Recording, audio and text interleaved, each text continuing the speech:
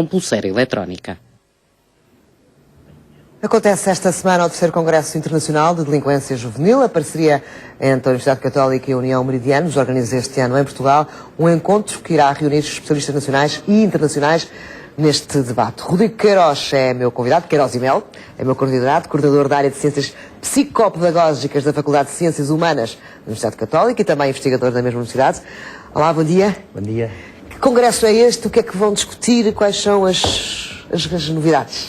Este é um congresso que nos entusiasma muito podermos ter em Lisboa e na Universidade, que é um congresso sobre um tema que muitas vezes acaba por passar despercebido na sociedade portuguesa, que é o tema de como a sociedade reage à delinquência juvenil. No fundo, nós vamos estar a estudar não só as causas da delinquência juvenil e como prevenir, mas acima de tudo, como é que nos organizamos enquanto sociedade para reagir à delinquência juvenil. Como é que funcionam os centros onde os jovens estão a cumprir medidas de segurança, como podemos criar aqui dinâmicas positivas que nos ajudem a ultrapassar este flagelo que é a delinquência juvenil. Quando falamos de delinquência juvenil, falamos em que faixa etária? Estamos a falar em crianças menores de idade, que são aqueles a quem são aplicadas estas medidas de segurança e, portanto, estamos a falar, no fundo, do conceito de reeducação. Este é um congresso internacional, presumo que também vão falar de experiências estrangeiras a esse nível. Vamos ter, de facto, peritos de todo o mundo. Estamos, aliás, agora ao final da manhã, teremos um especialista da Tavistock, de Inglaterra, a explicar-nos várias experiências que fizeram por esse mundo fora sobre como combater as causas da delinquência juvenil e temos, essa eu diria que é a grande novidade deste congresso, que temos peritos também da OCDE a associar ao combate à delinquência a noção do well-being. E, portanto, vermos o jovem não apenas naquilo que é a componente criminal, mas mais na sua integração social e como criarmos bem-estar generalizado nas crianças e jovens que nos permitam evitar chegar-se ao ponto de ter que reagir à delinquência. O fenómeno da delinquência está estudado em Portugal ou ainda estamos um pouco atrasados nessa área? A delinquência juvenil? A Universidade tem, nos últimos 3 anos, talvez, desenvolvido uma linha de investigação importante ao nível dos centros onde estão esses jovens, exatamente com o objetivo de conhecermos melhor estas dinâmicas sociais. E quais são as principais conclusões? Sabe que, infelizmente, a primeira conclusão, e acontece noutros setores em Portugal, é a relativa ausência de dados. Portanto, há poucos dados para podermos ter uma investigação profunda, especialmente aquilo que nós temos salientado muito e vamos também no Congresso falar, o que acontece a seguir. E, portanto, nós portugueses investimos na reeducação destes jovens e depois o que acontece, as taxas de reincidência, como é que eles reportam, como é que eles se portam depois, uma vez reintegrados. E, portanto, eu diria que aqui, como investigadores, o nosso principal foco é o que acontece a seguir e temos tido alguma dificuldade nos dados, mas é algo que se tem que ir trabalhando e este Congresso serve também para isso. Mas há outros dados que eventualmente terão, que é, para já, que tipo de crianças, adolescentes, jovens, cai na delinquência? Esse quadro está feito em Portugal ou não? Sabe que nós temos aqui a resposta e o Congresso é sobre os jovens que têm medidas de segurança e, portanto, que vão para centro educativo. E pode-se perceber qual é a história desses jovens. Sabe que é muito engraçado que aí as dinâmicas de aplicação de medidas dependem muito também da área geográfica do delito. E, portanto, isto também é algo que nós estamos a iniciar agora o estudo, que é saber porque é que alguns tribunais... Porque é que alguns tribunais tendencialmente aplicam mais este tipo de medidas e outros tribunais não? Ou porque é que alguns casos de delitos chegam ao tribunal, de menores, já se sabe, e há outros delitos que nem chegam a ir ao tribunal exemplo, de menores. Para um bocadinho melhor o que é que estamos a falar aqui. Podemos ter um furto ou um roubo, portanto, onde haverá alguma violência e, num caso, pode o ato concreto chegar ao Ministério Público, ser apresentado ao juiz e, após um processo, ser aplicada uma medida a esse jovem. Pode um jovem noutra geografia do país praticar o mesmo ato, mas porque há outra resposta social a esse tipo de comportamento, porque há intervenção de outras entidades, há o delito, mas pode não se chegar ao processo jurisdicional. E isso também é algo muito interessante percebermos, como é que em diferentes pontos do país há uma reação diferente, mais comunitária, mais judicial, há uma resposta diferente e criarmos essas capacidades de resposta é fundamental. Porque estes centros são a última hipótese, não é? Estes centros devem ser de último recurso. Só se vai mesmo para estes centros crianças completamente estruturadas, onde o seio familiar não lhes vai permitir mudar o rumo da sua vida, onde não há nenhum outro projeto de vida para eles na sociedade. Sim, não. Então. Sim, e isso faz parte da nossa investigação. É verdade, a generalidade dos casos são casos mais borderline, casos mais difíceis, onde a resposta social não existiu já tanta vez que o jovem acabou por ter esta medida, mas também há muitos casos onde pode haver variação muito em função do hábito judicial, do hábito policial, do hábito social, apresentar ou não queixa, e isso é também um fenómeno muito interessante da justiça juvenil, que ainda está pouco explorado e que vamos explorar mais, que é o porquê, não só do ato do jovem, mas o porquê da resposta social variar tanto consoante a geografia. Temos uma concentração muito grande de jovens de Lisboa e Porto a quem são aplicadas medidas. Porquê? É uma questão cultural, será? Vão por aí em termos de investigação? Não cultural, mas social, do meio envolvente, claramente. Exato, há social. fatores sociais da forma como as comunidades reagem muito importantes. Eu, dando um caso para que se perceba, mas muito simples, se o diretor da escola, porque todos estes jovens passam ou estão muito perto do espaço escolar. Se a escola tem respostas muito especiais para aquele caso, se calhar a própria escola organiza a reação social àquele comportamento delinquente. Se a escola não tem tempo ou capacidade para ter este tipo de acompanhamento dos jovens, então rapidamente saímos do muro da escola e entramos no muro da justiça, digamos assim. E portanto isso para nós, e daí o meu interesse pessoal como investigador, estamos a tentar cruzar estes vários meios onde o jovem está e pensar, por que não, concentrar na escola muito deste esforço preventivo, porque todos os jovens hoje em dia estão na escola, para evitar o recurso à justiça. Tem caído tudo cada vez mais na escola, não é? É verdade. Cada vez mais é a ausência dos pais por questões laborais, uma série de coisas. A escola acaba por ser o primeiro sítio onde a gente descobre problemas familiares, problemas económicos, problemas de delinquência. E sabe, são muitas coisas pedidas à escola, não é? São muitas coisas pedidas à escola, mas que a escola não se pode eximir de as tratar. Eu penso que aí em Portugal também temos, mas isso será outro congresso a refletir, não estamos a pedir aos professores. Tem que ser a escola enquanto organização, com outros técnicos, com outra abordagem, no fundo aí com a escola... Mas as escolas normalmente têm um psicólogo quando têm, não é? Quer dizer...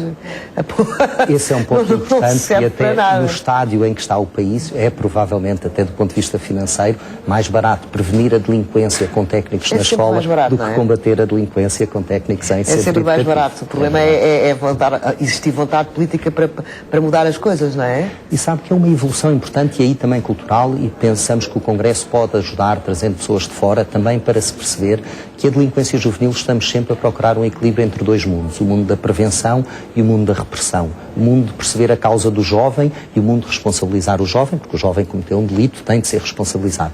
E sabe que é este equilíbrio que é muito difícil. Em épocas de maior crise tendemos a ser mais securitários, em épocas de menor crise tendemos a estar mais disponíveis para a prevenção e pensamos que aí é importante salientar que a prevenção é sempre, mesmo em épocas de crise, a melhor Muito mais em jovens, naturalmente. Muito mais em jovens, que são o futuro da nossa sociedade. E, portanto, há até aqui um interesse próprio da sociedade em proteger-se ela própria e em criar jovens integrados, dinâmicos. E estes centros? Como é que são estes centros? São tão pouco conhecidos? Estes centros são pouco conhecidos e são pequenos. E é engraçado. E como é que funcionam? Funcionam muito diferentes. São micro-organizações sociais. Desenvolvemos uma investigação no início deste ano muito presente, uma investigação etnográfica dentro, estivemos em centro educativo a acompanhar técnicos e são, antes de mais, experiências de vida muito intensas, mesmo para os adultos. É necessário compreender que estes centros estão também no equilíbrio entre uma grande segurança, uma grande necessidade de ordem, de calma, de cuidado, porque são jovens muito que poderão ter aspectos de violência muito importantes. O que é que difere das prisões? Já agora que é para nós percebermos... Estes centros claramente não são prisões, especialmente no seu objetivo. Estes centros têm como primeiro objetivo a reeducação destes jovens. E, portanto, o aspecto de segurança é um aspecto de segurança do próprio jovem e dos outros, porque são jovens violentos. Mas o principal foco não é o foco do castigo, da sanção, o principal foco é o foco da reeducação, de ajudar os jovens a encontrar defesas internas, psicológicas, próprias, de não passar ao ato. Nestes centros, e isso são experiências muito interessantes que vemos, é uma variedade diferente de técnicos, desde técnicos com formação em saúde mental, técnicos com formação em artes, as mais diversas proveniências e que, de facto, têm... Trabalham de uma forma multidisciplinar? trabalham de uma forma, acima de tudo, muito disciplinada, multidisciplinar e disciplinada. E o objetivo é sempre ali o foco no jovem, porque é um trabalho que tem que ser feito de adulto para o jovem, em relação um a um. São centros onde não há a tendência que temos nas outras organizações juvenis, ter regras do grupo, são algo muito individual, um tratamento jovem a jovem, e os jovens sabem que têm limitação, por vezes de liberdade, dependendo da medida, podem ter diferentes modos de vida no centro, mas no modo mais drástico, chamemos-lhe assim, o jovem sabe que não tem a liberdade de fazer o que lhe apetece, não tem a liberdade de sair, tem de cumprir o que lhe é dito, tem horários muito estritos, tem tarefas muito estritas, e é uma reeducação especialmente para o autocontrole. O que está aqui em causa é a interiorização da regra, a interiorização do valor moral e a capacidade, porque os jovens têm valores, os jovens sabem, de ser capazes de não passar ao ato. E aqui o grande desafio... E os nossos centros são bons? 0 a 10, quanto é que lhes dava? Olha, nós não estivemos em todos os centros, mas eu diria que os adultos que trabalham nestes centros, de 0 a 10, em heroicidade, estão claramente no 8, porque é um trabalho humanamente muito exigente, é um trabalho muito desgastante, é um trabalho de conflito, não é conflito, é de tensão permanente, de tentar ajudar o jovem a ultrapassar a sua carapaça, a controlar-se, a perceber que não pode ser, a negação, o não, é algo que se discute muito hoje em dia. Pois o não ou começa na terridade ou um pouco mais tarde pior, não é? O não agora, o só mais tarde, e isso é um desafio enorme para estes jovens. Tem uma experiência muito interessante, que é essa onde também andámos a estudar, que é a cogestão de centros educativos. E, portanto, em Portugal, 2 centros são geridos por uma entidade não lucrativa espanhola, que por concurso foi atribuída à gestão. E, portanto, temos o Estado e o privado no mesmo centro. Qual é o benefício dessa sociedade não lucrativa co-gerir nos nossos centros?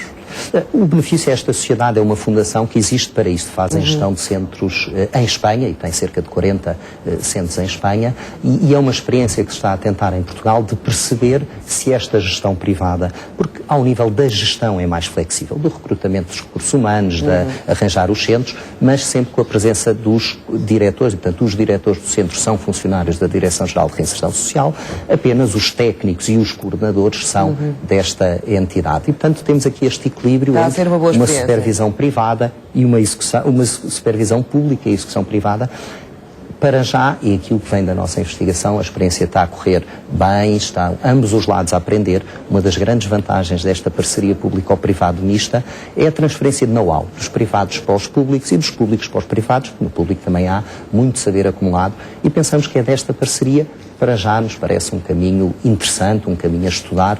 Como lhe digo, não haver dados longitudinais do que se passa a seguir com os jovens é sempre um impedimento muito grande a um investigador dizer sim ou não, está certo ou errado. Para já, o que nos é dado a observar é uma experiência a acompanhar, e os atores estão satisfeitos e os jovens parece que estão a fazer caminhadas interessantes e diferentes do que se fazia habitualmente a Portugal. Em média, eles passam quanto tempo nestes centros? Olha, não temos a média, mas pode ser desde 6 meses a 2 anos, depende muito do delito em concreto, depende da medida que é aplicada pelos juízes. Mas não será isso, mas são épocas de grande sofrimento para os jovens. É evidente que são épocas de crescimento, mas também de sofrimento. É um ambiente novo, é um ambiente contentor, e para jovens habituados a passar ao ato, isto é uma dificuldade muito grande. Gostaria de deixar uma nota positiva, que isso é muito interessante, vemos os jovens que já passaram algum tempo em centro educativo e que entram na fase, e aí Portugal é muito bom, e até os espanhóis têm aprendido connosco, que é a fase da formação no próprio centro. Portanto, as crianças, os jovens no centro têm formação, têm aulas, têm formação profissional, e portanto, quando são medidas mais demoradas, podem sair certificados. E nesta investigação, um jovem dizia-nos, a certa altura, com muita graça: estou cá há muito tempo, mas o meu sonho é ser motorista. Se houvesse possibilidade de tirar a carta de condução no centro, eu não me importava de ficar cá mais um ano. E é a construção de futuro. Estes centros, acima de tudo, têm de ser, e alguns deles. E o sistema dá abertura para isso? O sistema está preparado para essa flexibilidade? Para tirar a carta de condução, não, porque são jovens, mas para tirar cursos profissionais, sim. E há cursos profissionais de cozinha, há cursos profissionais num dos centros que tem raparigas de cabeleireiro, e de facto isso é o que estes centros fazem, é dar esperança e dar futuro a estes jovens. Rodrigo Queiroz e Mel, foi um gosto conversar consigo sobre um tema que poucas vezes vem aos noticiários. Muito obrigado. Muito obrigada. Bom dia. O Governo vai criar